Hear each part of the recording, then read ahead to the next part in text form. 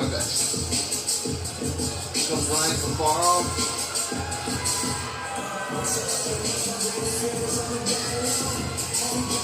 Brett Watson wrangles him in. There's Bert Watson. There comes RyanCafaro with that lot of height.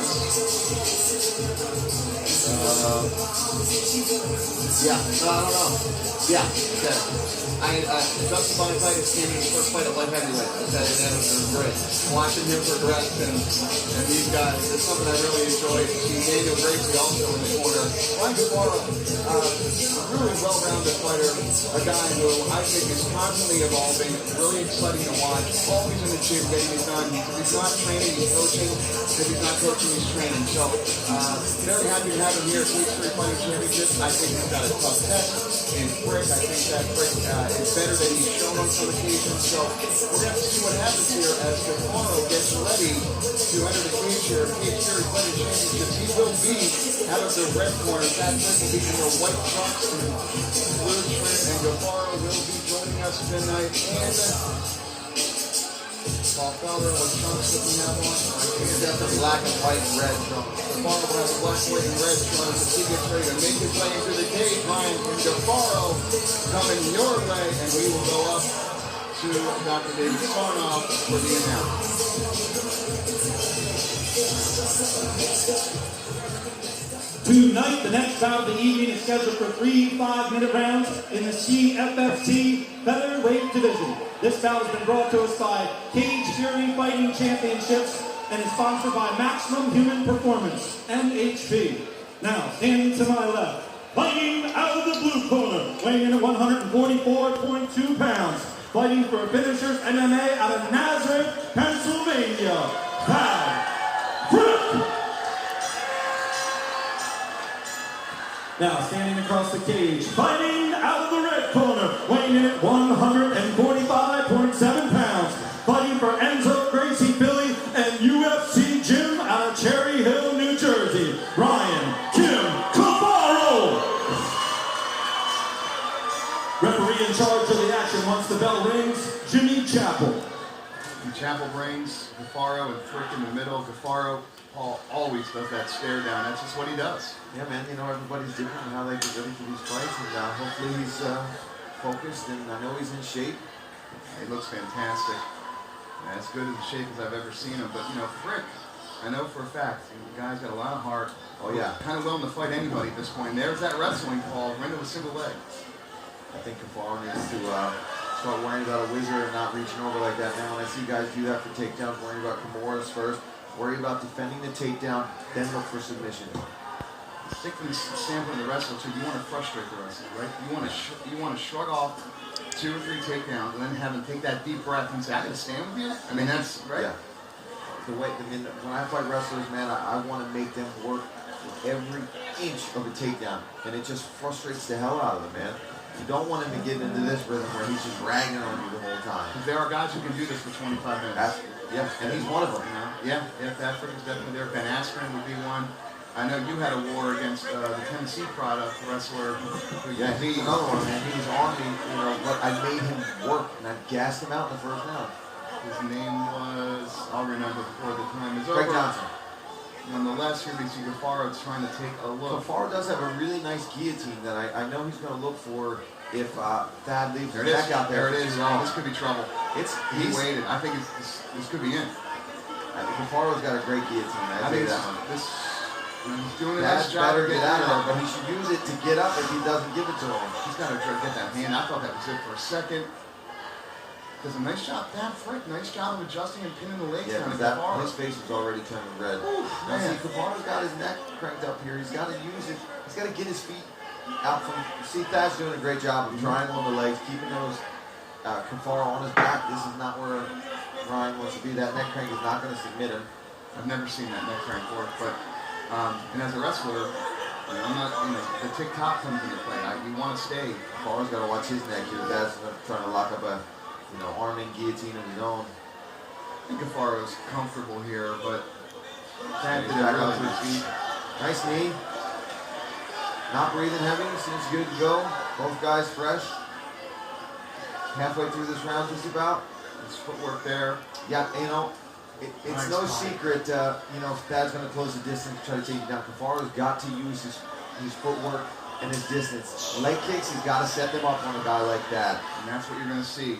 Is Frick maybe eating one of those kicks, but as the fight goes on, if Cafaro can time that, I think he does have that ability in him to be at that level, to know that takedown's coming and time it. So that's going to be an interesting dynamic as we get to the 2-minute mark of round one, is Cafaro's going to start seeing where that takedown's coming from and maybe timing a kicker in or something. See, Cafaro's also want to be careful of the arm triangle here from Frick. If he's going to push off, what he needs to do is frame up here and get his elbow. There he goes. Does a good job adjusting there, pushing the head.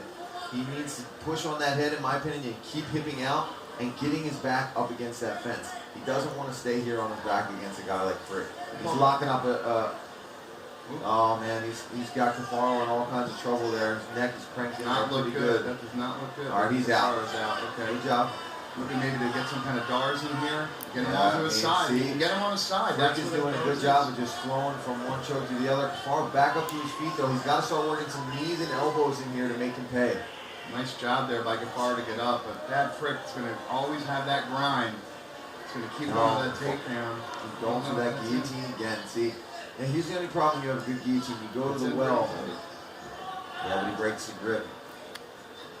And that's a position that Thad Frick's been in a million times, so he's aware of it. He's hip to it, and you know, this is not boding well here in round one for Cafaro, because Frick's kind of building some confidence, knowing his takedown's there.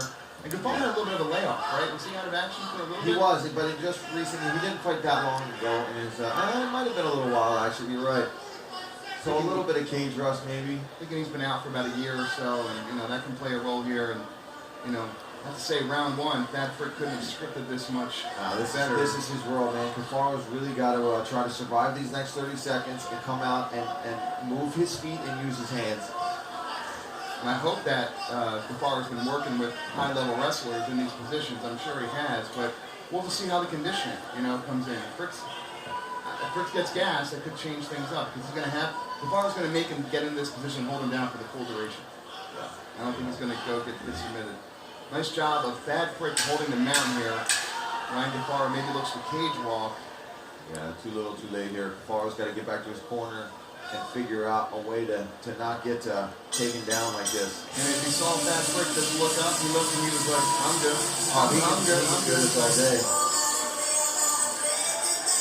Round one's going to go to Thad Frick, but folks, Ryan Cafaro is a dangerous fighter in all areas, so he's going to go back. Yeah, I don't think he's out of it yet. I think what he really needs to do is work on keeping that distance. He's got sharp hands, and that, you know, I've sparred with him, you know, 1,000 times. He's got good power too. He really needs to keep that distance and not get, you know, tied up. Yeah, he's got to definitely work on maintaining that and doing his thing. You know, Daniel Gracie's in there telling him, time that takedown, you know, throw that strike. How about the land leg the knee. And then with the leg kick comes, watch throwing the kick if he's going to catch it, right? Can't throw a blind kick against a wrestler like that. You gotta get them thinking about your hand. Or you gotta hit it so damn hard that when you whip it back, they're not on your legs anymore. Are you saying that having to think about your hands is going to help prevent them from catching it? Yeah, because they're not gonna see it come. They're gonna have to cover up. Okay. Because I love catching kicks. I find that very interesting. Coming to you direct, folks. That's from the best. UFC's Paul Felder. I think Cafaro also needs to start feinting a little bit more. All right, nice punch there by Cafaro. See, he's rushing in. They're leaping in against the wrestler and going for the Anyone guillotine. He might get it. Could be it there. I mean, that one's tight. that does not look good for Frick. I think he might be looking He's out. Oh my God. Great job. Wow. And I think Cafaro was relaxed. I think he knew he had something there. Yeah. Really good job there. With that guillotine. He kept going back to it and he got it.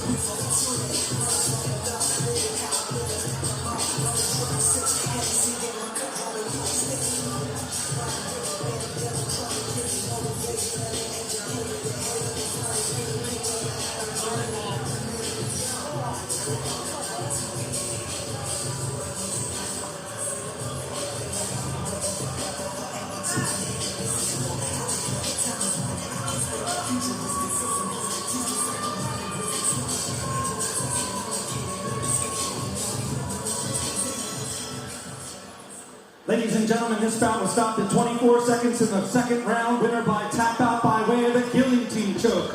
Out of the red corner, RyanCafaro.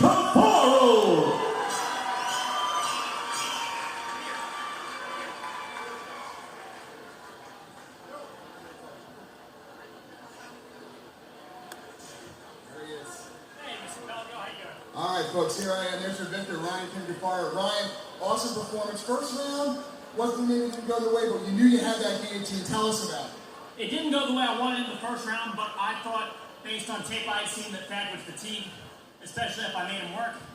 His chokes were pretty tight. He almost caught me in 1 or 2, but everybody knows I throw the guillotine. Do something about it. There you go. You heard it, folks. RyanCafaro, there's your victor. Great job, Ryan. That's it.